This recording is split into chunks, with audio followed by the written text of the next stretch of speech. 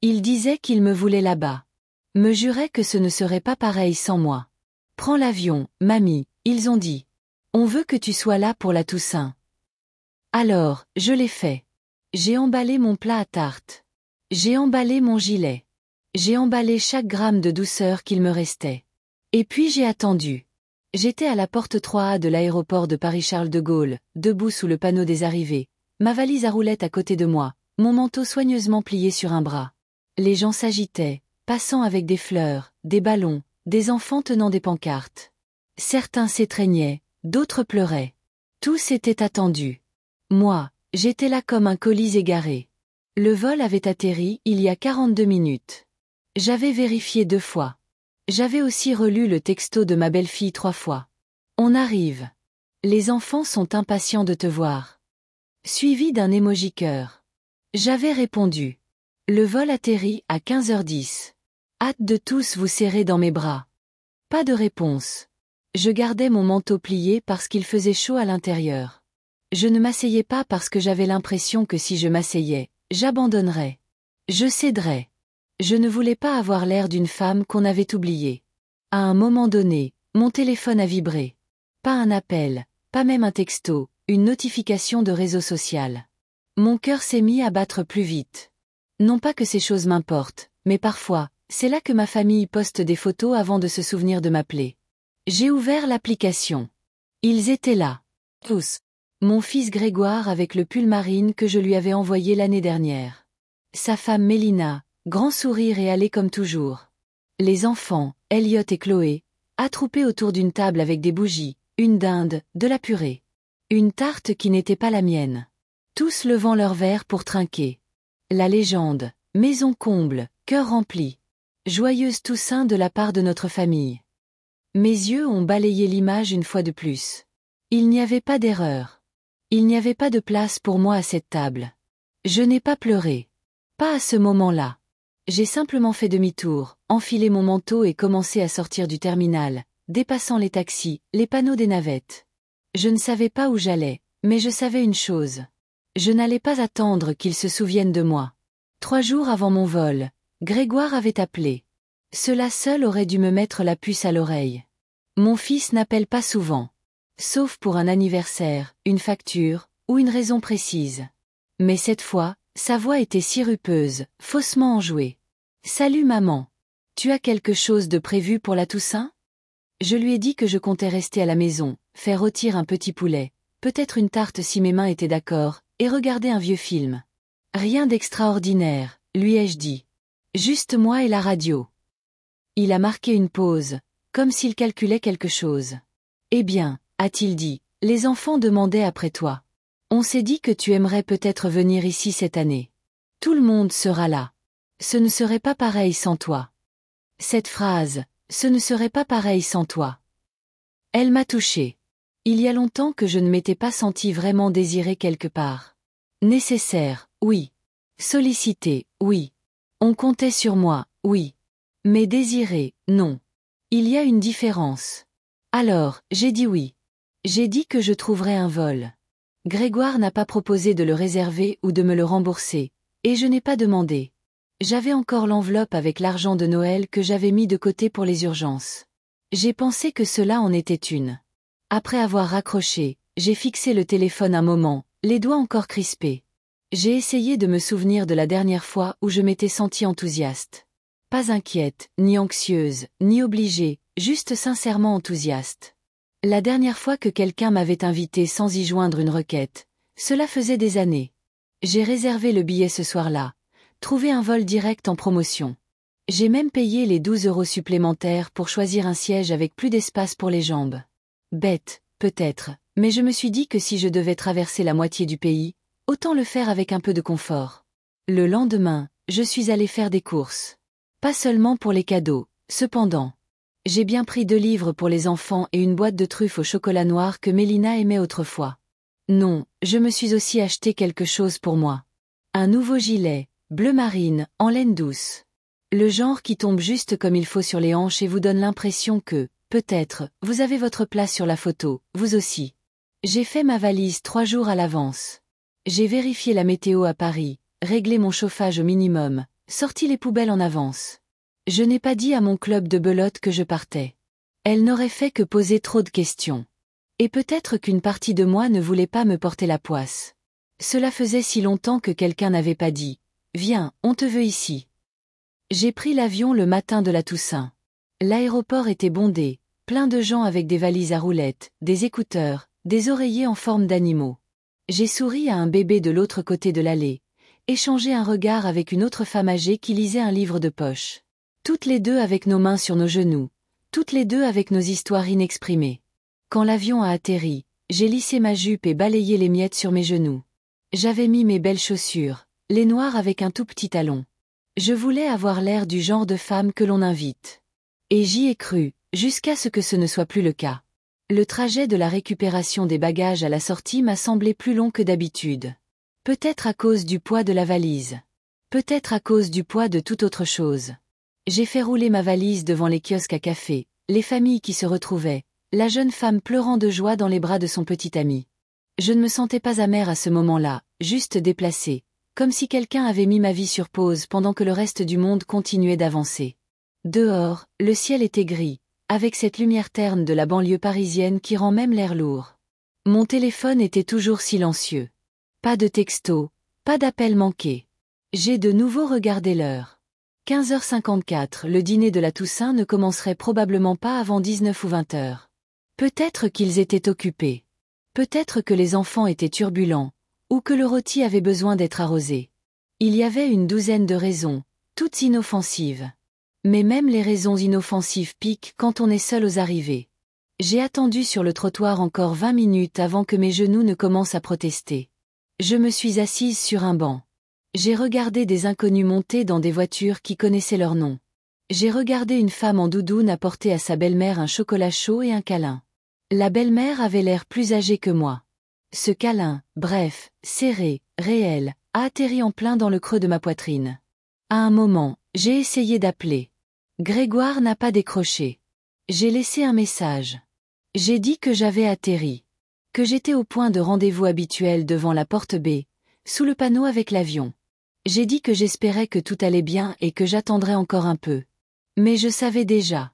Je le savais avant même d'ouvrir à nouveau l'application, avant que la photo ne se charge, avant de voir la compote de canneberge et la longue table en bois et la légende sur les cœurs remplis. Ce n'était pas la première fois qu'on m'oubliait, mais c'était la première fois que je m'autorisais à admettre que c'était bien ça. Je me suis levée, j'ai épousseté mon manteau et j'ai tiré la valise derrière moi. Pas de taxi, pas de VTC, juste moi et le trottoir. Un homme poussant une poussette m'a offert un sourire fatigué. J'ai hoché la tête en retour. C'est drôle comme dans les aéroports, ou à leur sortie, on peut parfois se sentir plus vu par des inconnus que par son propre sang. Il était presque 17 heures. L'air était devenu plus vif. Le genre de froid qui se glisse sous votre col et demande « Et maintenant ?» Je n'ai pas répondu, j'ai juste continué à marcher. Mes chaussures n'étaient pas faites pour autant de bitume, mais je ne me suis pas arrêtée. À environ 1 kilomètre, juste après un retour de location de voiture, je l'ai vu. Un petit bâtiment trapu avec une enseigne au néon qui disait « Chez Denise ». Le « N » clignotait. Les fenêtres étaient embuées par la chaleur de l'intérieur. Quelqu'un avait collé des dindes en papier sur la vitre. Je suis entrée. La cloche au-dessus de la porte a tinté. À l'intérieur, le restaurant sentait la friture et la cannelle. Banquette en vinyle, menu jauni, un comptoir avec des tabourets craquelés. Il y avait peut-être 6 personnes à l'intérieur. Un homme en veste chronopost, un couple âgé mangeant en silence, une serveuse avec une petite queue de cheval qui a levé les yeux quand je suis entrée et a dit « Joyeuse Toussaint, ma petite dame ». « À vous aussi », ai-je répondu, surprise par la fermeté de ma propre voix. J'ai choisi une banquette près de la fenêtre, je me suis glissée dedans. Le siège était chaud, la table était propre. J'ai enlevé mon manteau. La cuisine est un peu lente aujourd'hui, a dit la serveuse en me tendant un menu. Mais on a du rôti et de la tarte. Une tarte, ça me dit bien, ai-je dit. Quelle sorte? Elle a souri. Aux pommes, aux noix de pécan, ou au citron vert. Une tarte aux pommes et un thé, s'il vous plaît. Ça marche. J'ai regardé par la fenêtre en attendant. Ma valise était assise à côté de moi, comme un petit chien obéissant. Mon téléphone, face contre la table, a vibré une fois. Je ne l'ai pas retourné. La tarte est arrivée. Elle était tiède avec une cuillerée de crème fouettée qui penchait un peu. Le thé était fort et légèrement amer, exactement comme je l'aime. J'ai pris une bouchée, puis une autre. C'était la meilleure part de tarte que j'avais mangée depuis des années. Peut-être pas à cause des épices ou de la pâte. Peut-être parce que pour une fois, je ne l'avais faite pour personne d'autre. J'ai mangé lentement. Je ne me suis pas pressée. Je n'ai pas scrollé. Je n'ai pas attendu que quelqu'un se pointe pour me dire que tout était un malentendu. Il ne viendrait pas. Pas aujourd'hui. Peut-être jamais. Et pourtant, j'étais là, entière, respirant, assise sur une banquette sous des dindes en papier, laissant la chaleur revenir dans mes doigts. Quand la serveuse a apporté l'addition, elle a demandé « Vous en voulez une autre part à emporter ?» J'y ai pensé un instant. Puis j'ai hoché la tête. Oui, pour plus tard. Elle m'a fait un clin d'œil. C'est la meilleure décision que vous prendrez de la journée. J'ai souri. Non pas parce que c'était drôle, mais parce qu'elle avait raison. L'air mordait plus fort quand je suis ressortie. Le petit sac en papier blanc avec ma deuxième part de tarte se balançait à une main, et ma valise roulait derrière moi avec un doux cliquetis de plastique. Je n'avais pas de plan. Pas d'hôtel réservé, personne qui m'attendait, mais bizarrement, je ne me sentais pas perdue. Pas exactement. Il y a une sorte de paix qui vient quand on cesse enfin d'attendre des gens qui vous ont blessé qu'ils réparent les choses. Le vent s'est levé pendant que je marchais. L'hôtel Bon Marché le plus proche n'était pas loin. J'avais vu l'enseigne en venant de l'aéroport. Hôtel Duval, tarif à la semaine. Rien d'extraordinaire, un bâtiment carré et bas avec de la peinture beige et un distributeur automatique près de la porte d'entrée. Mais il y avait de la lumière et pour l'instant, c'était suffisant. Dans le hall, un homme derrière le comptoir regardait un match de foot sur une toute petite télé. Il a levé les yeux quand je suis entrée, son visage une carte d'ennui et de graisse de friteuse. Une chambre. Oui, juste pour une nuit, ai-je dit. Une simple. Je me suis regardée. Mes belles chaussures étaient éraflées par la marche. Mon gilet sentait légèrement l'avion. J'ai hoché la tête. Une simple. Il a fait glisser un formulaire sur le comptoir. Pièce d'identité et carte bancaire. Je l'ai lui étendue. Pendant qu'il tapait, j'ai jeté un œil à la télé. Une équipe en rouge et or perdait lourdement. L'homme ne semblait pas s'en soucier. Chambre 114, a-t-il dit en me tendant une clé sur un porte-clés fragile. Au bout de l'allée. Je l'ai prise, l'ai remercié, et j'ai fait rouler ma valise sur le trottoir. La chambre était exactement comme je m'y attendais. 2 lampes avec des abat-jours dépareillés, un couvre-lit à motifs dans des tons de marron délavé, une télévision plus vieille que mes 2 enfants, mais il y faisait chaud. Il y avait un chauffage qui fonctionnait et une salle de bain étonnamment propre. J'ai retiré mes chaussures et je me suis assise sur le bord du lit. Mes pieds me faisaient mal. Mon dos encore plus. Mais mon cœur, la partie qui aurait dû être brisée, semblait étrangement intacte. J'ai fixé le téléphone pendant un long moment avant de le retourner. 3 appels manqués de Grégoire, 2 de Mélina, un seul texto. Maman, où es-tu? Pas d'excuses, pas d'explication, juste de la confusion. Comme si j'avais disparu. Comme si c'était moi qui avais oublié de venir. Je n'ai pas répondu. Au lieu de ça, j'ai ouvert ma valise, j'ai sorti mon carnet, celui que j'utilise pour mes listes de courses et les pensées que je ne dis jamais à voix haute, et j'ai écrit quelque chose sur une page blanche. Je ne suis pas un supplément. Je ne suis pas un extra. Je ne suis pas un accompagnement à la table de quelqu'un d'autre. J'ai fixé la phrase un long moment. Puis je l'ai soulignée. J'aurais pu pleurer il y a 1 an, il y a 5 ans, je l'aurais fait. Mais ce soir-là, les larmes ne venaient pas. Ce qui est venu à la place, c'est une étrange clarté, comme entrer dans de l'eau froide. Saisissant, mais pur. Il ne s'agissait pas seulement de ce dîner ou de l'aéroport. Il s'agissait des années qui y avaient mené. Les anniversaires qu'ils avaient manqués.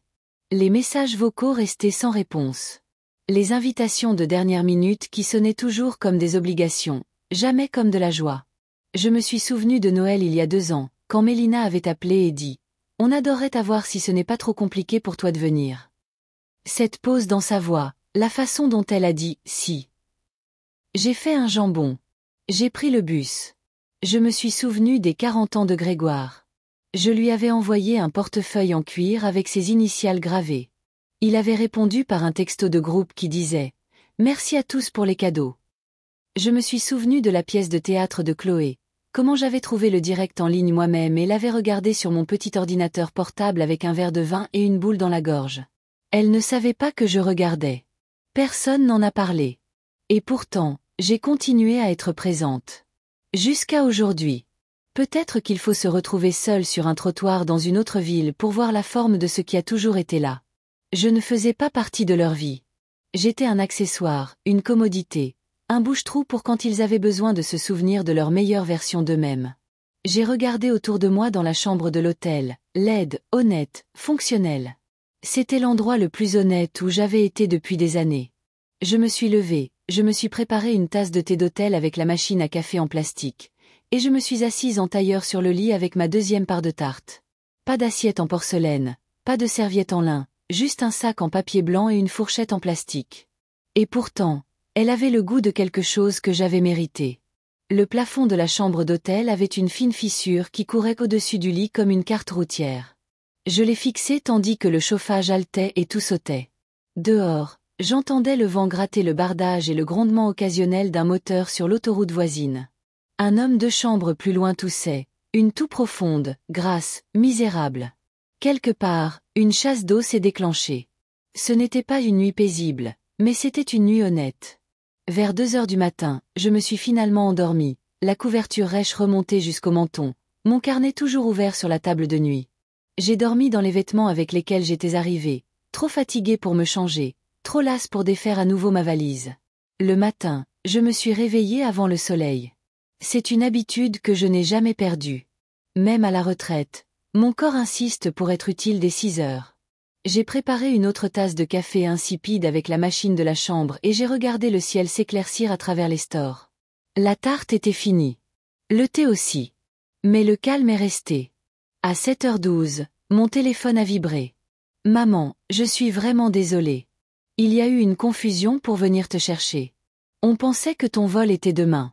Peux-tu venir à la maison aujourd'hui? Les enfants veulent vraiment te voir. Grégoire. Pas d'explication pour la photo. Pas un mot sur le dîner. Pas d'excuse pour avoir posté une Toussaint sans moi. Juste, confusion, et « peux-tu ». J'ai fixé le message, puis j'ai posé le téléphone. Je n'ai pas répondu. Au lieu de ça, je me suis habillée, je me suis coiffée, j'ai mis un peu de rouge à lèvres. Il ne s'agissait pas de les voir. Je n'irai pas. Il s'agissait de dignité, de me rappeler que j'avais encore le droit de décider comment je me présentais au monde. Même si personne ne regardait. Dans le hall, il y avait un bol de pommes meurtries et une carafe de café qui avait le goût de carton brûlé. J'ai pris une pomme et l'ai glissée dans mon sac. J'ai rendu la clé. L'homme derrière le comptoir a à peine levé les yeux de son résumé de match. Dehors, il faisait froid et propre. Le vent s'était calmé. Le ciel était de ce bleu cassant qui n'existe qu'en novembre. Vif, haut, infini. Je ne suis pas retournée tout de suite à l'aéroport. Au lieu de ça, j'ai marché. Il y avait quelque chose que je devais faire d'abord. À 1 kilomètre sur la route, coincé entre une station-service et un magasin de pneus fermés, se trouvait une petite annexe de la poste. Je suis entrée et j'ai demandé une enveloppe et un stylo. « Vous vendez des timbres ?» ai-je demandé. « Bien sûr », a dit l'employé. Elle était jeune, gentille, avec du vernis écaillé sur les ongles. « Il m'en faut un pour une lettre pour Lyon », ai-je dit. Elle me l'a tendu et j'ai écrit l'adresse de mémoire. Emma Moreau, 12 allée des Peupliers, 69 005 Lyon. Ma petite fille. Emma était la fille de Grégoire de son premier mariage. La seule qui m'appelait encore juste pour parler. Elle avait 23 ans maintenant, finissait son école d'infirmière. Elle m'envoyait des photos de son chat, me disait quand elle réussissait ses examens, me demandait ma recette de gratin de courge. L'enveloppe est restée vide un moment. Puis j'ai sorti une page de mon carnet et j'ai commencé à écrire. Ma chère Emma, tu m'as dit un jour que j'étais ton refuge. Je veux que tu saches qu'entendre ça a compté plus pour moi que la plupart des choses en ce monde. Cette Toussaint ne s'est pas passée comme prévu. J'ai traversé le pays pour une table à laquelle je n'étais pas destinée à m'asseoir. Mais j'ai trouvé dans le silence quelque chose que je n'attendais pas. L'espace pour me souvenir de qui je suis sans attendre que quelqu'un d'autre le dise en premier. J'ai continué à écrire. Ni amer, ni dramatique, juste vrai. Quand j'ai scellé l'enveloppe, je me suis sentie plus légère. À 10h35, J'ai réservé un billet de retour. Même compagnie, même porte, une femme différente à l'embarquement. Le vol n'était que le soir, alors j'ai trouvé un café près du terminal avec de grandes fenêtres et de bons scones. Je suis restée assise là pendant des heures avec du thé et un stylo, passant en revue des choses qui étaient restées non dites trop longtemps. Je n'ai pas écrit à Grégoire. Je n'ai pas appelé Mélina. Je ne leur ai pas dit où j'étais. Ils verraient l'appel de retour manqué. Se demanderaient peut-être, peut-être pas. Je n'étais pas en colère. J'en avais fini. Vers 16 heures, la lumière a changé. Ce genre de brume dorée qui rend même les parkings magnifiques. J'ai regardé un petit garçon courir vers un monospace, son sac à dos rebondissant. Il s'est retourné et a fait un signe à sa grand-mère, qui était plus lente mais souriante. Elle lui a répondu d'un signe de la main et il a couru vers elle, lui attrapant la main comme si c'était son encre. Je les ai regardés jusqu'à ce qu'ils disparaissent. Et je me suis murmuré à moi-même, pas fort, pas amer, juste clairement, je méritais ça, moi aussi.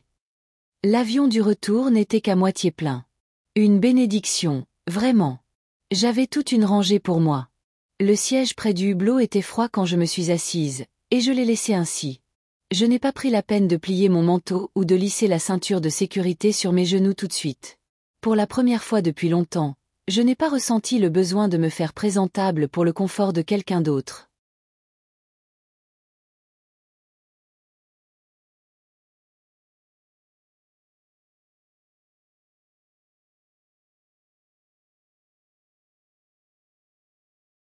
L'hôtesse de l'air a offert un doux sourire. Vous rentrez à la maison ou vous la quittez? A-t-elle demandé en posant un gobelet d'eau en plastique sur ma tablette. Les deux, ai-je dit. D'une certaine manière. Elle n'en a pas demandé plus, a juste hoché la tête et a continué son chemin. Ce genre de compréhension silencieuse, rare et bienveillante. J'ai regardé par le hublot pendant le décollage, observant la ville grise rétrécir sous nous, les pistes d'atterrissage s'entrecroiser comme des cicatrices estompées. Alors que l'avion s'élevait, le ciel s'est ouvert plus grand, bleu au-dessus et en dessous, et rien entre les deux, sauf le bourdonnement sourd des moteurs et ma propre respiration. Je pensais que je pourrais ressentir à nouveau du chagrin, une vague de chagrin. Je l'attendais comme on attend des turbulences, mais il n'est pas venu. Je n'ai pas ressenti de paix non plus. Pas encore. Mais je me sentais immobile, enracinée, présente. C'était nouveau. À mi-parcours, j'ai sorti mon téléphone de mon sac et je l'ai rallumé. Je me suis dit que je vérifiais juste l'heure, mais bien sûr, les notifications ont afflué. 4 textos de Grégoire, un message vocal. Maman, je suis vraiment désolée. S'il te plaît, appelle-moi. Les enfants demandaient où tu étais. Mélina a dit qu'elle pensait que tu savais qu'on avait avancé le dîner d'un jour. On peut parler? Je n'ai pas ouvert le message vocal. Je ne l'ai pas supprimé non plus. Je l'ai laissé là. Je l'ai laissé attendre comme moi j'avais attendu. J'ai de nouveau éteint le téléphone. Quand nous avons atterri, il faisait déjà nuit. Ma petite ville de Lyon brillait d'une lueur calme et familière. Le chauffeur de la navette qui m'a ramené au parking était un homme plus âgé avec une lueur dans les yeux. Il m'a demandé si j'avais rendu visite à de la famille, et j'ai souri en disant « Pas exactement ». À la maison, ma lumière de Porsche était encore allumée. Je l'avais laissée par habitude, comme si je m'attendais à rentrer fatiguée, repue et enveloppée dans la chaleur de la famille. Au lieu de cela, je suis entrée avec une part de tarte dans mon sac et un esprit plus vif qu'il ne l'avait été depuis des années. Ma maison sentait la lavande et le vieux bois. Le radiateur s'est mis en marche avec un cliquetis réconfortant. J'ai posé ma valise et j'ai accroché mon manteau. J'ai bougé lentement, non pas à cause de l'âge, mais avec intention. Je me suis préparé une tasse de tisane à la camomille et je me suis assise à la table de la cuisine. La même table où j'avais organisé des années de fêtes familiales, où Grégoire avait renversé de la sauce et Emma découpé des flocons de neige dans des serviettes en papier, où Mélina s'était assise, les lèvres pincées, regardant son téléphone plus que mon visage. J'ai regardé la pièce comme si elle appartenait à quelqu'un que j'étais encore en train de rencontrer. Puis j'ai ouvert le tiroir à côté du frigo. Ce tiroir, celui avec les dossiers, celui étiqueté « Grégoire », Emma et « Juridique ». J'ai sorti le dossier de Grégoire. Il était épais. Des reçus, des copies de chèques, des impressions d'aide aux frais de scolarité, une facture d'un mécanicien que je l'avais aidé à payer quand sa boîte de vitesse avait lâché, le cautionnement pour son prêt immobilier de 2010, l'acompte pour l'école maternelle privée de Chloé que j'avais avancé avec une note de l'écriture de Mélina, on te remboursera après la prime. Ils ne l'ont jamais fait. J'ai tourné chaque page avec soin, comme si je soignais des blessures, sans colère, ni même tristesse, avec clarté. Puis j'ai pris le dossier plus mince étiqueté, Emma. Des cartes d'anniversaire, des photos qu'elle m'avait envoyées, une impression de son annonce de remise de diplôme, des notes manuscrites à l'encre pétillante, un remerciement pour l'avoir aidé à payer des frais de scolarité, une carte postale du Vercors. Si seulement tu étais là. L'automne est magnifique. J'ai refermé les 2 dossiers et je me suis adossée à ma chaise. Puis j'ai pris mon carnet. Et cette fois, je n'ai pas écrit de sentiments. J'ai écrit un plan. Le lendemain matin, j'étais à la banque avant même l'ouverture des portes. Un léger givre recouvrait les marches, les rendant glissantes. Mais je les ai montées lentement et sûrement, portant mes plus vieilles bottes et ce même gilet bleu marine. Le gilet n'était pas assorti à mon écharpe, mais je ne me souciais plus des apparences. Je me souciais de l'action. Le guichetier, un jeune homme aux yeux bienveillants et au sourire nerveux, m'a accueilli avec le genre de politesse que les gens réservent aux personnes âgées. « Bonjour, Madame Moreau. Comment puis-je vous aider aujourd'hui ? J'aimerais parler à quelqu'un de mes comptes, ai-je dit. Tous. Il a hoché la tête, a jeté un œil à un écran, puis a appelé à l'arrière. Quelques minutes plus tard, on m'a fait entrer dans un bureau aux parois de verre avec des fauteuils moelleux et une légère odeur d'encre d'imprimante. Une femme nommée Nathalie s'est présentée comme ma conseillère. Elle avait l'air de quelqu'un qui faisait du yoga le midi et avait toujours des amandes dans son sac. Que puis-je faire pour vous aujourd'hui, Madame Moreau ? Je veux suspendre tous les virements automatiques. Chacun d'eux, à partir d'aujourd'hui. Elle a scié. Tous. Oui. Elle a tapoté quelques touches, les sourcils se haussant légèrement en balayant l'écran. Vous avez plusieurs virements récurrents vers des membres de votre famille, des paiements de frais de scolarité, une assurance auto, quelques dons programmés à des associations aussi. Gardez les associations, ai-je dit. Arrêtez le reste. Il y eut une longue pause. Voulez-vous en parler ? Je l'ai regardée. Vraiment regardée. Et à son crédit, elle n'a pas comblé le silence avec une fausse sollicitude. Non, ai-je dit. J'ai déjà passé assez de temps à me justifier. Elle a hoché la tête. Compris. Pendant qu'elle travaillait, je suis restée assise dans le silence de ce bureau et j'ai regardé le monde bouger derrière la fenêtre. Une mère essayant de boucler un bambin dans un siège auto. Un homme âgé poussant un déambulateur. Un camion de livraison tournant au ralenti trop longtemps. C'est fait, a finalement dit Nathalie. Tout a été suspendu. Je préparerai les documents pour une annulation complète si vous voulez revenir signer demain. Je viendrai. Elle a hésité. Il y a aussi une procuration au dossier. Grégoire Moreau. Souhaitez-vous toujours qu'il y ait accès ? Mon pouls a ralenti, il ne s'est pas accéléré. Non, ai-je dit. Révoquez-la. Compris. Elle a imprimé le formulaire et je l'ai signé d'une main ferme. Au moment où j'ai quitté la banque, le givre avait fondu. Je ne me suis pas pressée. Je me suis arrêtée à la boulangerie du coin, je me suis acheté un pain au chocolat frais, et j'ai pris le chemin le plus long pour rentrer chez moi. Il ne s'agissait pas de punir Grégoire. Pas vraiment. Il s'agissait de tracer une limite là où je ne l'avais jamais fait auparavant. De reconnaître que l'amour ne naît pas seulement du sacrifice. Il a besoin de lumière. Il a besoin de vérité. De retour à la maison, j'ai sorti le plat à tarte de l'évier, je l'ai lavé doucement et je l'ai rangé. Peut-être qu'un jour je ferai une autre tarte. Peut-être pas. Mais je n'en ferai pas une pour des gens qui me laissaient seule sur un trottoir. Cet après-midi-là, j'ai appelé mon notaire. Maître Durand s'occupait de nos affaires depuis plus de 30 ans. Il nous avait aidés à acheter la maison, à régler la succession de mon mari, et même à rédiger la première version de mon testament en 2005. Sa voix était chaleureuse mais prudente. Madame Moreau, que puis-je faire pour vous ? J'aimerais apporter des modifications à ma succession, ai-je dit. Et je veux changer mon testament en faveur d'Emma. Oui. Il n'a pas demandé pourquoi. Il n'en avait pas besoin. Les gens comme Maître Durand ont vu toutes les versions existantes de la déception familiale. Nous avons convenu d'un rendez-vous pour le lendemain.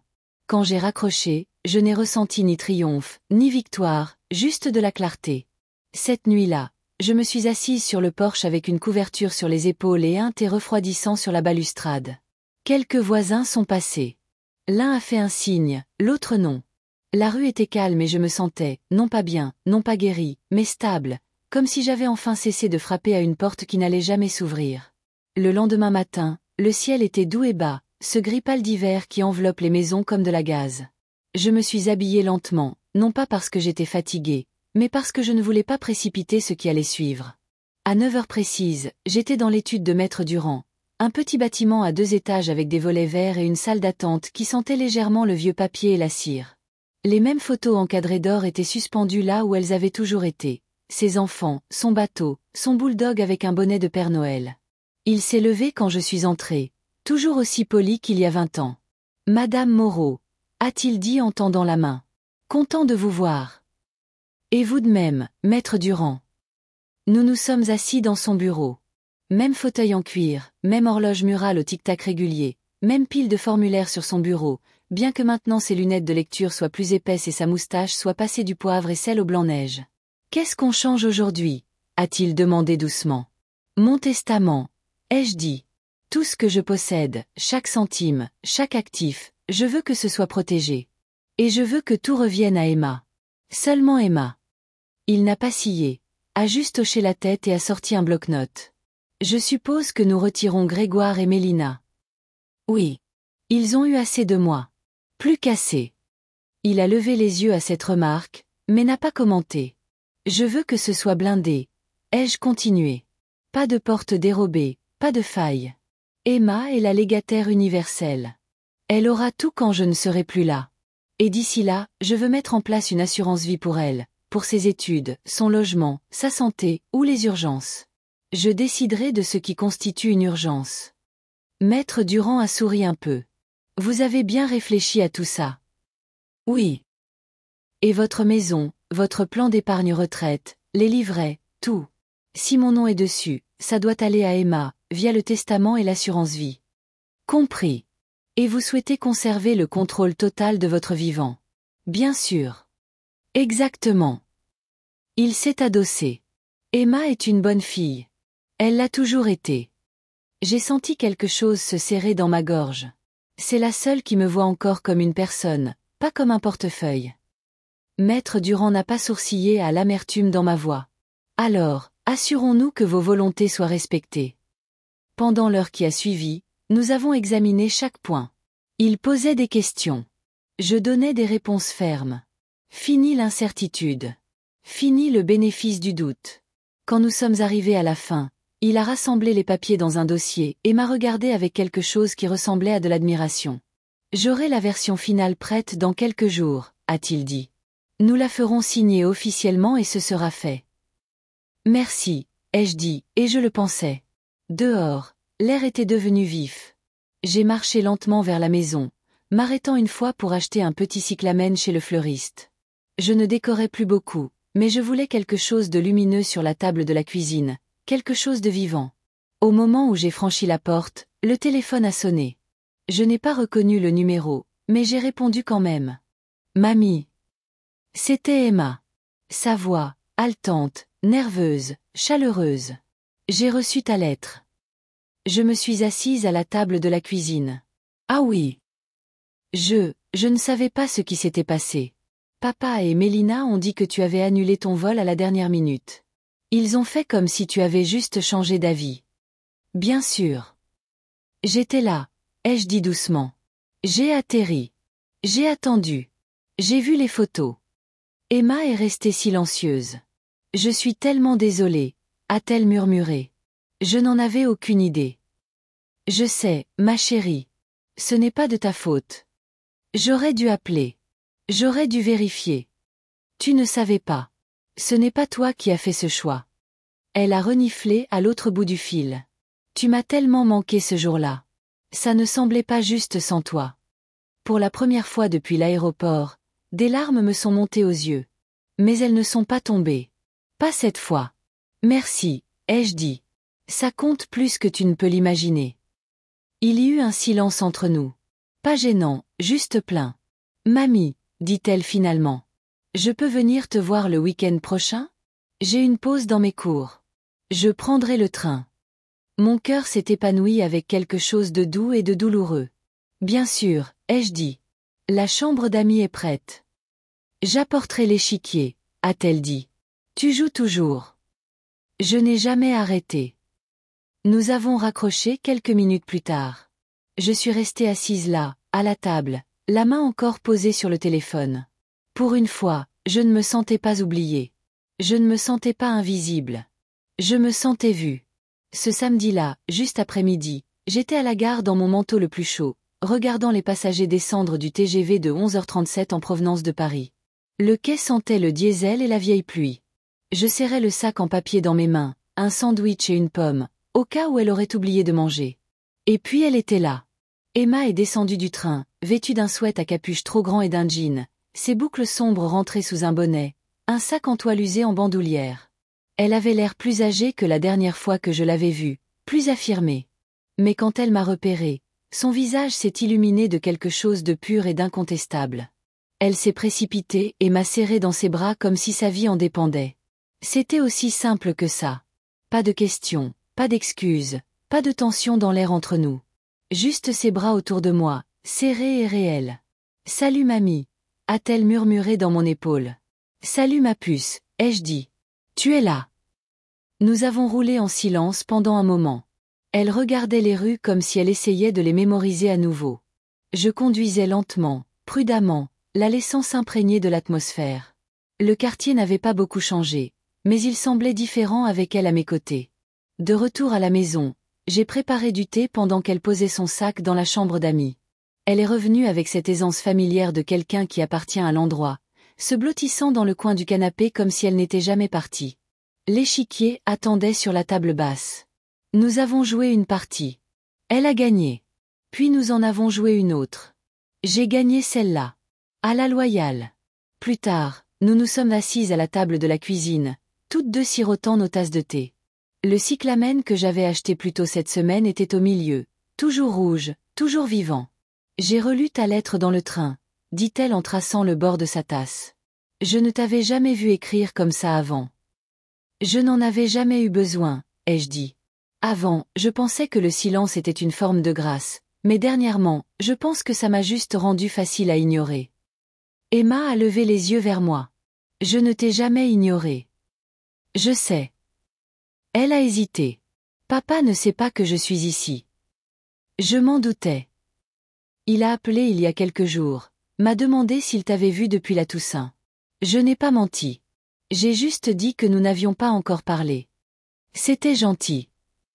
Elle a secoué la tête. Ce n'était pas de la gentillesse. C'était de l'épuisement. Je suis fatiguée de prétendre que les choses sont normales. Cela m'a surprise. Emma avait toujours été prudente, diplomate, la pacificatrice de sa famille fragmentée. L'entendre dire ça, calme, posée, m'a dit qu'elle devenait quelque chose de fort. Tu n'as pas à faire semblant ici, ai-je dit. Jamais. Elle a hoché la tête. Toi non plus. Nous sommes restés assises en silence, sirotant simplement notre thé. Et pour la première fois depuis des semaines, j'ai réalisé que je n'étais plus en colère. Je n'avais pas besoin que Grégoire ou Mélina rampent, s'expliquent ou inventent une autre histoire sur ce qui n'allait pas. Je n'avais pas besoin d'un texto, d'un message vocal ou d'une invitation tardive. J'avais ça. Ma maison, mon thé, ma petite fille. J'avais moi-même. Ce soir-là, Emma a proposé de préparer le dîner. Elle a cuisiné des pâtes à l'ail et aux épinards, et j'ai râpé du fromage pendant que nous parlions de tout et de rien. Nous avons regardé un film idiot après et avons trop ri à des passages qui n'étaient pas vraiment si drôles. Avant d'aller au lit, elle s'est assise à côté de moi sur le canapé et a dit « Mamie, je ne veux pas te perdre. » « Tu ne me perdras pas. Promis. » « Je ne peux pas promettre pour toujours, ai-je dit. Mais je ne vais nulle part pour l'instant. Elle a souri, puis m'a de nouveau serré dans ses bras, plus doucement cette fois, mais non moins sincèrement. Après qu'elle se soit endormie, je suis restée assise dans le silence du salon, l'horloge faisant tic-tac comme un métronome lent derrière moi. J'ai regardé les photos sur la cheminée. Certains visages s'étaient estompés. Certains cadres étaient vides maintenant, mais une photo se tenait toujours droite. Moi, tenant Emma bébé. Mes cheveux plus foncés à l'époque, mon visage plus doux, mais la prise de mes mains sur son petit corps tout aussi ferme. Je l'ai regardé longtemps. Puis je me suis levée, j'ai éteint la lumière et je suis allée me coucher. Emma est partie dimanche après-midi. Nous avons traîné sur le porche un moment avant son train. Je lui ai donné une boîte de restes de pâtes, une écharpe pliée que j'avais tricotée l'hiver dernier et une sorte d'amour silencieux que je n'avais pas besoin d'expliquer. Elle m'a embrassé la joue et a promis d'appeler mardi. Puis elle est partie, un rapide signe de la main depuis la vitre arrière du train, s'abuer en buant la vitre. Je suis restée là jusqu'à ce que le train ne soit plus qu'un point, puis je suis rentrée. La maison semblait plus silencieuse que d'habitude, mais pas de manière solitaire. C'était le genre de silence qui suit après que quelque chose d'important a été dit. Un silence avec une forme et un poids. J'ai traversé les pièces lentement, ramassant les tasses, pliant la couverture du canapé, remettant l'échiquier sur l'étagère. Quand je suis arrivée à la cuisine, j'ai de nouveau ouvert le tiroir. Les dossiers étaient là où je les avais laissés. Le dossier de Grégoire, toujours épais. Celui d'Emma, toujours léger. Mais il ne s'agissait plus seulement d'eux. Il s'agissait de moi. J'ai sorti un bloc-notes jaune et j'ai commencé à lister tout ce que j'avais payé au cours des 15 dernières années. Pas seulement l'argent donné directement, mais les choses que j'avais discrètement couvertes. Réparation à la maison, franchise médicale, frais de justice quand Grégoire a quitté sa première femme. L'acompte pour leur deuxième voiture. Les courses quand Mélina était trop fatiguée pour les faire. Les kermesses de l'école que j'avais été culpabilisée de soutenir avec un chèque au lieu d'une visite. Ligne par ligne, je les ai notées. Quand j'ai eu fini, la liste s'étendait sur 4 pages.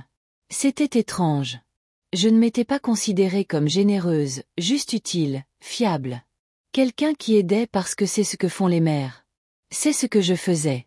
Mais en regardant les chiffres, je l'ai vu clairement. J'avais subventionné leur vie. Et en retour, ils m'avaient donné de la politesse.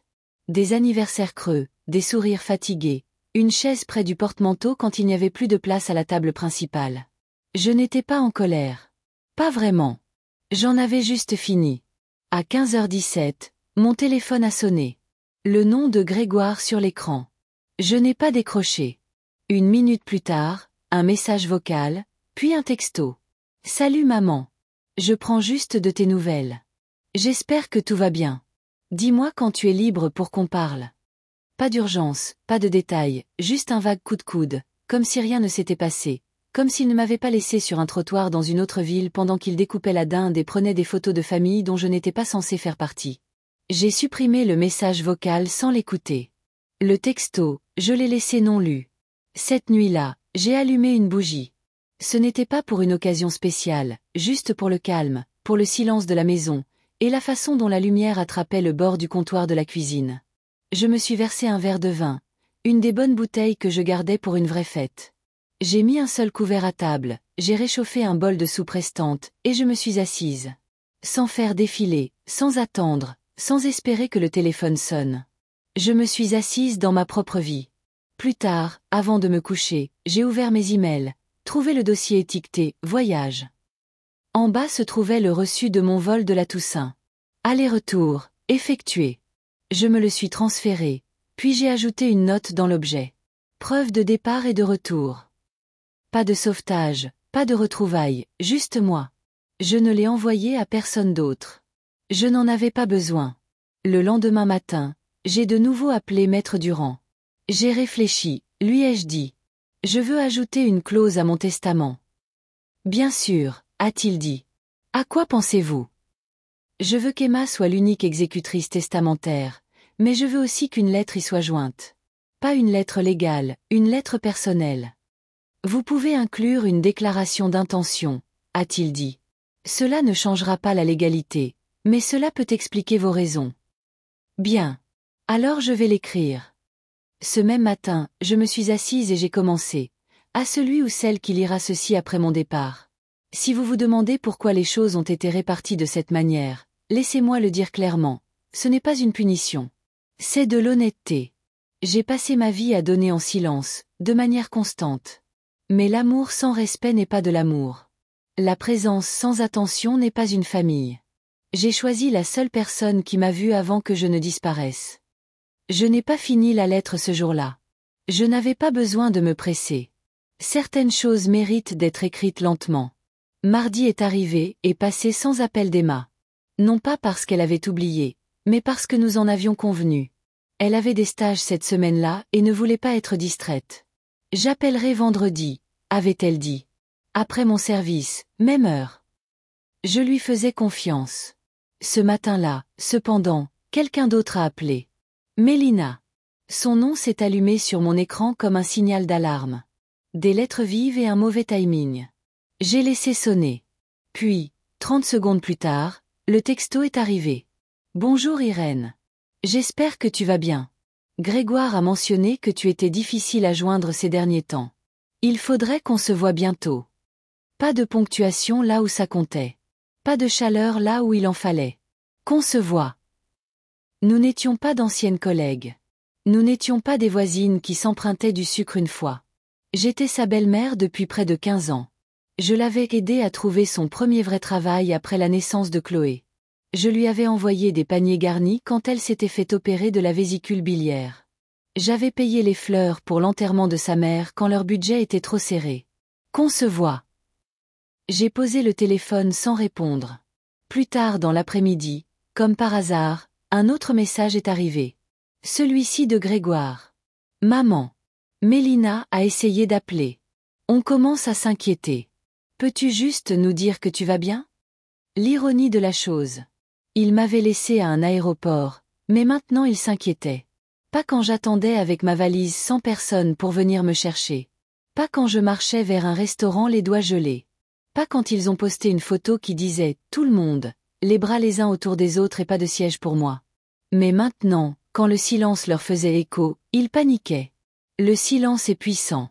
Il déconcerte les gens qui sont habitués à votre bruit, à votre don, à vos oui. J'ai gardé le téléphone éteint pour le reste de la journée. Ce soir-là, je suis montée au grenier.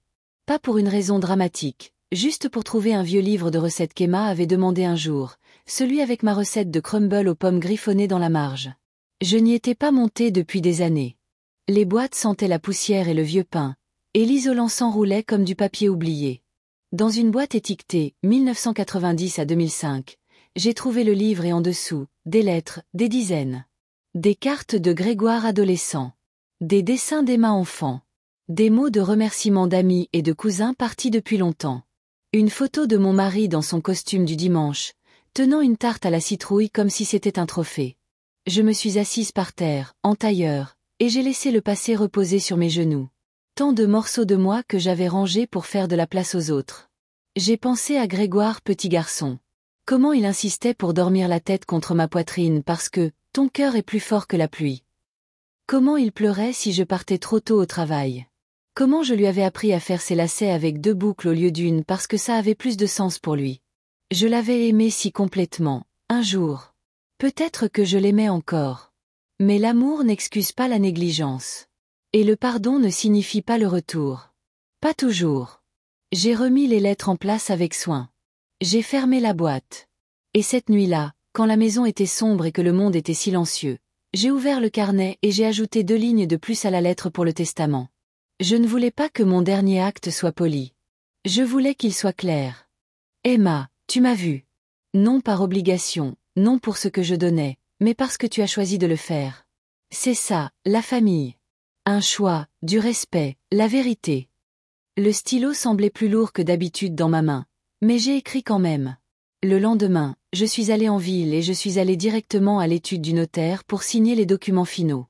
C'était fait. Le poids de la décision s'est un peu allégé. Quand tout a été signé, cacheté, je me suis sentie plus légère. Pas libre, pas encore, mais plus claire, comme si la route devant moi avait moins de virages. Je me suis arrêtée à l'épicerie après, j'ai pris du lait et des oranges, un bouquet de lilas qu'ils avaient marqué à moitié prix, le genre de choses qu'on achète quand la vie est à nouveau stable. Quand on choisit sa propre paix, au lieu d'attendre que quelqu'un d'autre vous l'attende. À la maison, j'ai mis les fleurs dans le vase ébréché près de l'évier. L'odeur de lilas s'est répandue lentement dans la maison, douce et certaine. J'ai enlevé mon manteau, je l'ai plié et je l'ai posé sur le dossier de la chaise. Mon téléphone a vibré juste au moment où je rangeais les courses. Grégoire, encore. Maman, il faut vraiment qu'on parle. Tu ne réponds pas et ça ne fait qu'empirer les choses. Je ne sais pas ce qui se passe, mais on est inquiet. S'il te plaît, appelle-moi. Le message était plus long que d'habitude. Les prémices de la panique se montraient, mais toujours pas de véritables excuses, pas de mention de ce qui s'était passé, pas de prise de responsabilité, seulement l'absence. Et maintenant l'inconfort de cette absence. Il n'était pas désolé de m'avoir oublié. Il était désolé que j'ai cessé de combler les vides. Je me suis assise, j'ai fixé l'écran, puis je l'ai de nouveau éteint. Cet après-midi-là, j'ai ressorti les dossiers une dernière fois. Celui de Grégoire, celui d'Emma, le paquet du testament. Je les ai tous enfermés dans ma boîte ignifugée, je les glissés sous le lit. Non pas parce que je cachais quelque chose, mais parce que j'avais fini. Fini d'expliquer, fini de demander, fini d'attendre. J'ai fait de la soupe ce soir-là. Lentilles, carottes, ail. Mes mains savaient encore mesurer à l'instinct. J'ai cuisiné pour une personne, pas pour une absence. J'ai mis la table, non pas en deuil, mais en rituel, en respect, pour moi-même. La soupe était bonne.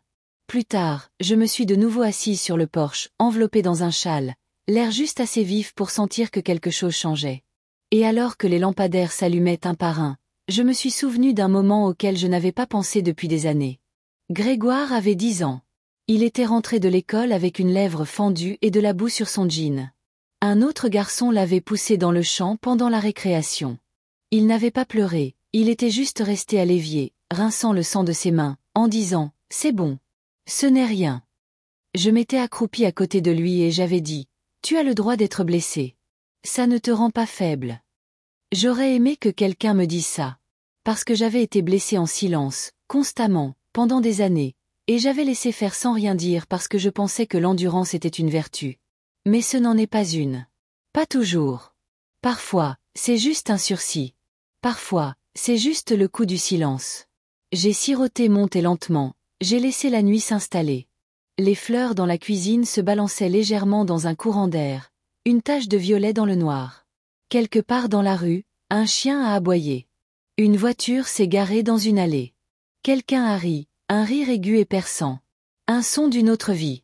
Et je me suis assise dans la mienne. Pas de questions. Pas d'attente. Juste le poids de ma propre appartenance. Enfin entière. C'est tard le vendredi après-midi que l'on a frappé. Je pliais du linge à la table de la cuisine, des serviettes pour la plupart, encore chaudes du sèche-linge, quand je l'ai entendu. 3 coulants, pas le facteur, pas un voisin, le genre de coup qui porte l'hésitation derrière lui.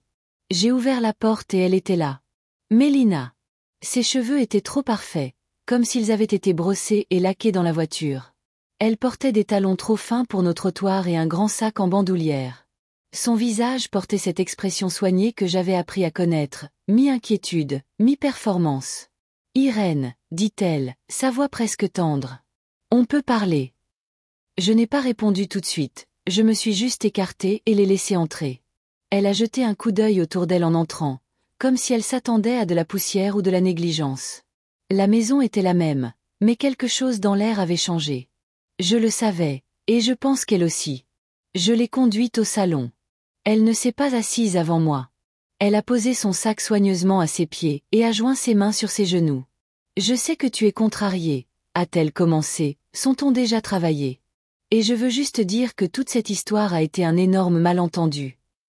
J'ai dit « Rien ». Elle a continué. « Grégoire pensait que ton vol était vendredi. C'est ce qu'il m'a dit. Nous n'avions pas réalisé que tu avais déjà atterri. » Et la photo ? Ai-je demandé. Elle a scié. Quoi ? La photo de la Toussaint. La légende qui disait maison comble. Vous tous souriant à table. Elle a baissé les yeux. Ça, c'était juste quelque chose que j'ai posté pour la fête. Je ne voulais pas te blesser. Mais tu l'as fait. Elle a de nouveau levé les yeux. Trop vite. Oui, mais je pense qu'il faut passer à autre chose maintenant. Les enfants te manquent. Grégoire n'arrête pas d'appeler. Nous sommes tous juste inquiets. Tu nous as exclus. J'ai laissé échapper un petit souffle. Non, j'ai juste arrêté de combler le silence pour vous. C'est différent. Sa bouche s'est contractée. Je suis venue ici parce que nous voulons arranger les choses. Je l'ai regardé alors, vraiment regardé. L'effort derrière son maquillage, l'impatience cachée dans sa posture, l'évitement qu'elle portait comme un parfum. Tu n'es pas venu pour arranger les choses, ai-je dit. Tu es venu voir si j'étais toujours utile. Elle s'est redressée. Ce n'est pas juste. Mais c'est vrai.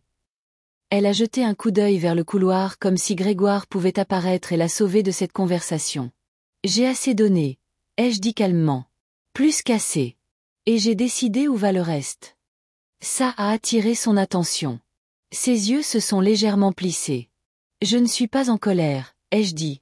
Je ne suis pas amère. J'ai simplement fini. Irène, dit-elle, et maintenant sa voix était plus tendue, plus froide. Ça ne te ressemble pas. Je sais, ai-je dit. Ça me ressemble maintenant. Il y eut une pause. Elle s'est agitée sur son siège. Grégoire sait que tu as fait des changements. J'imagine qu'il commence à s'en douter. Son visage s'est décomposé. Et la maison, tes comptes. C'est réglé. Le silence qui a suivi était dense, une sorte de jugement dernier. Finalement, elle a attrapé son sac et s'est levée. Eh bien, dit-elle, son ton maintenant sec. Je suis désolée que tu le prennes comme ça. J'ai souri un tout petit peu. Non, tu es désolée que j'aie arrêté d'accepter moins que ce que je méritais. Elle n'a pas répondu. Elle s'est juste retournée et a marché vers la porte. Sur le seuil, elle a hésité. Grégoire est vraiment inquiet. Il devrait l'être, ai-je dit. Non pas parce que je suis partie, mais parce que je ne reviens pas. La porte s'est refermée derrière elle avec le plus doux des clics. Je suis restée là un long moment, la main sur la poignée, l'air vibrant encore de l'échange. Puis je suis retournée à la cuisine, j'ai fini de plier les serviettes, j'ai allumé une bougie, je me suis fait une tasse de thé. Le téléphone a sonné une fois ce soir-là. Grégoire, encore. Je l'ai laissé sonner, non par cruauté, mais parce que le silence m'appartenait enfin. Le samedi est arrivé, calme. Je me suis réveillée tôt, non pas parce que je le devais, mais parce que mon corps avait retrouvé un rythme non gouverné par l'attente ou le bruit de l'emploi du temps de quelqu'un d'autre. Le ciel dehors était pâle et doux, le genre de matin qui n'impose rien, ne promet rien, mais se présente simplement. J'ai pris mon thé sur le porche et je me suis assise sous le couvre-lit délavé que je gardais drapé sur le dossier de la chaise en osier. La vapeur montait lentement de la tasse. Quelque part dans la rue, un enfant a crié, suivi par le roulement d'un skateboard. L'hiver se faisait encore attendre, mais plus pour longtemps. J'ai pensé à la visite de Mélina. Sans regret, sans colère, juste avec curiosité, comme si je regardais quelqu'un d'autre se souvenir d'une conversation qu'il n'avait jamais vraiment eue. Elle n'était pas venue pour la paix. Elle était venue pour le contrôle. Et pour la première fois depuis longtemps, je ne le lui avais pas donné. C'était ça, la victoire. Pas de gagner, pas d'avoir raison, mais de rester enraciné, de ne plus jouer la comédie de la grâce juste pour que les autres soient à l'aise. Cet après-midi-là, Emma a appelé. Sa voix est arrivée, vive, à travers le récepteur. Salut mamie. Je suis en pause, mais je voulais prendre de tes nouvelles. Comment s'est passée ta semaine? Mouvementée, ai-je dit en sirotant ma deuxième tasse de thé, mais stable. Elle a saisi le ton. Il s'est passé quelque chose. Mélina est passée. Oh. Elle et Grégoire voulaient arranger les choses. Et alors? Non. Emma a expiré entre ses dents. Je suis désolée. Ne le sois pas. Je n'étais pas surprise, mais je n'étais pas ébranlée non plus. Il y eut une pause de son côté. Puis elle a dit doucement, tu as l'air différente. Ah oui. Plus forte. Je crois que je le suis. Nous avons parlé un moment de ses patients, d'un mémoire qu'elle écrivait, du chat qui avait renversé sa lampe préférée, des choses de tous les jours qui forment les vraies vies. Quand nous avons raccroché, je n'ai pas ressenti cette douleur familière de l'absence. Je me sentais connectée, présente, pleine. Plus tard, j'ai passé l'après-midi à fouiller dans les tiroirs de la chambre d'amis. Non par urgence, mais parce que je me sentais prête à décider ce qui comptait. J'ai trouvé un ensemble de draps que je n'avais pas utilisés depuis des années. Emma pourrait les aimer. Une paire de boucles d'oreilles que j'avais gardées pour les 16 ans de Chloé, avant d'apprendre que les cadeaux de Map restaient non ouverts dans des tiroirs ou disparaissaient tout simplement. J'ai tenu les boucles d'oreilles longtemps. En argent, simple, classique. Je les avais achetées quand Chloé était encore un bébé, imaginant le moment où elle se tiendrait devant un miroir, les mettant à ses oreilles avant un bal de l'école. Mais maintenant, elles semblaient être les symboles de quelque chose qui n'avait jamais été à moi de tenir. Je les ai mises de côté, non pas amèrement, mais finalement. Ce soir-là, j'ai de nouveau écrit dans mon carnet. Pas une lettre cette fois, juste une liste. Chose que je ne dois plus. Des explications. Des deuxièmes chances à ceux qui gâchent les premières. Des excuses pour prendre de la place. Une place à une table qui ne veut pas en faire. Le silence. Et à côté, j'ai écrit une autre liste. Chose que j'ai encore. Mon nom. Ma paix. Mon esprit. Ma maison. La voix de ma petite fille à mon oreille, disant plus forte. J'ai arraché la page et je l'ai pliée en deux. Je l'ai collée à l'arrière de la porte du placard sous l'évier, là où seul moi la verrais, là où je gardais les gants de vaisselle et les éponges supplémentaires. Un endroit étrange pour la force, mais réel. Cette nuit-là, j'ai mis la table pour une personne à nouveau, mais cette fois j'ai allumé 2 bougies. Non pas parce que quelqu'un d'autre venait, mais parce que j'étais là, pleinement. Je me suis assise, j'ai pris ma soupe, et j'ai murmuré, non pas pour le drame, non pas pour la douleur, mais parce que cela devait être dit, je suis toujours là. Et je l'étais. J'ai passé le premier dimanche de décembre à décorer le porche. Rien d'élaboré, juste une simple couronne de pin avec un ruban rouge et 2 guirlandes de lumière blanche chaude le long de la balustrade. Je ne l'ai pas fait pour les voisins ou par nostalgie. Je l'ai fait parce que je voulais que la maison brille pour moi, pour une fois. À l'intérieur, j'ai mis une bouilloire en marche, allumé la vieille radio et laissé le jazz lent dériver à travers les pièces. Avant, je décorais pour les enfants. Des chaussettes avec leur nom, des biscuits en forme d'étoile, et le vieil ange en feutre qu'Emma avait fait en maternelle. Mais cette année, il n'y aurait pas de chaussettes, pas de chaises supplémentaires, pas d'attente. Cette année, j'ai allumé le feu tôt et j'ai mis un seul couvert pour le thé, le mien. Au moment où le soleil a plongé derrière les maisons de l'autre côté de la rue, le téléphone a sonné. C'était encore Grégoire. J'ai répondu cette fois. Maman. Sa voix était plus mince que dans mon souvenir. Je suis là, ai-je dit. Calme, posé. Il y eut une pause. Je ne pensais pas que tu décrocherais. Je sais. Une autre pause. Plus longue. J'ai vu les papiers, dit-il. Enfin. Du notaire. Le testament, les changements. Je m'en doutais. Son souffle se coupa, comme s'il s'attendait à un ton différent. Je ne comprends pas. Après tout. Exactement. Les jeux interrompus. Après tout. Il se tut. Tu veux dire l'argent, dit-il finalement. Je veux dire le schéma, ai-je répondu. L'oubli, les appels tardifs, les anniversaires manqués, l'aéroport, la photo. Ce n'était pas intentionnel. Non, ai-je dit. C'était pire. C'était pratique. Là. La vérité, dit à voix haute, sans excuse. Tu nous punis, dit-il. Mais ça sonnait moins comme une accusation que comme un espoir que je puisse le nier. Le rassurer. Plier. Non, ai-je dit.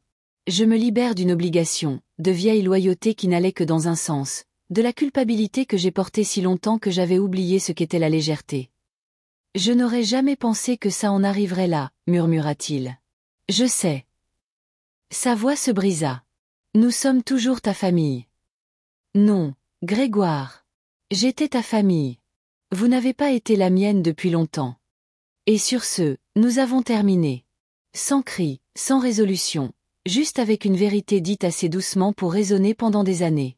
J'ai raccroché, je suis resté à la fenêtre et j'ai regardé le lampadaire vaciller en s'allumant. Le lendemain, j'ai posté un petit colis à Emma. À l'intérieur, les boucles d'oreilles en argent enveloppées dans un tissu doux, une copie des dispositions testamentaires la concernant, et un mot. Celles-ci sont à toi. Non pas parce que tu as demandé, mais parce que tu as été présente. Porte-les quand tu te sens incertaine. Tu n'es jamais invisible dans cette maison. Ni avant, ni maintenant, ni jamais. Elle a appelé 3 jours plus tard, pleurant et riant à la fois. Mamie, dit-elle, la voix tremblante. Je ne sais pas quoi dire. Tu l'as déjà dit, ai-je répondu. Le jour où tu as demandé si tu pouvais venir. Le jour où tu es venu sans avoir besoin d'une raison. Cette nuit-là, j'ai allumé la cheminée et je me suis assise dans sa chaleur. Dehors, la rue était calme, saupoudrée de la première neige de la saison. Je l'ai regardée tomber à travers la fenêtre, lente et pure. Et j'ai pensé à toutes les fêtes de la Toussaint qui avaient précédé, celles que j'avais cuisinées dans la douleur, celles que j'avais subies en silence, celles où j'avais été invitée comme une pensée après coup. Et puis celle-ci, celle que je m'étais offerte. Pas de couteau à découper, pas de nappe, pas de resservi, juste une marche, un restaurant, une part de tarte, et la chose la plus claire que j'ai jamais goûtée. Pas l'amertume, mais la liberté. Et si vous lisez ceci, si vous avez déjà attendu quelqu'un qui a oublié de vous attendre, écoutez bien. Vous pouvez arrêter maintenant. Vous pouvez allumer une bougie pour vous-même. Vous pouvez acheter votre propre fichu tarte. Et vous pouvez recommencer, ici, maintenant. Si cette histoire vous a touché, partagez-la. Quelqu'un, quelque part, a besoin de savoir qu'il n'est pas seul. Votre silence a de la valeur. Votre place est la vôtre, et vous n'avez pas besoin de permission pour la garder.